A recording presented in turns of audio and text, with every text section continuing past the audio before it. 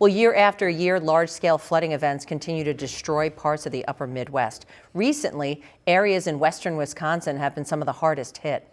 News 19's Warren Sears went to Sparta today to hear what the Monroe County Climate Task Force had to say about flood mitigation and what they plan to do about it.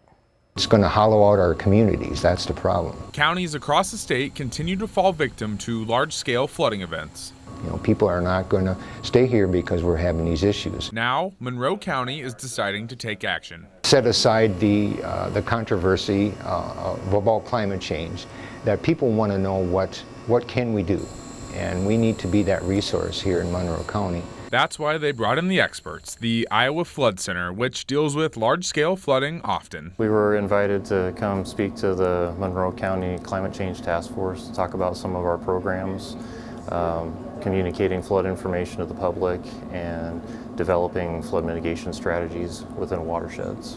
Their cutting-edge technology won't stop floods from happening, but their approach aims to aid during real-time flooding. The flood sensors allow people to go out and see the water levels rising throughout the watershed, get an impression of the flood wave moving down through the stream network toward their community. These improvements will help with long-term solutions. Our flood mitigation program, where we're working with stakeholders in rural parts of watersheds to develop flood mitigation strategies to benefit downstream communities. It's these ideas that Monroe County is bringing to life in Wisconsin.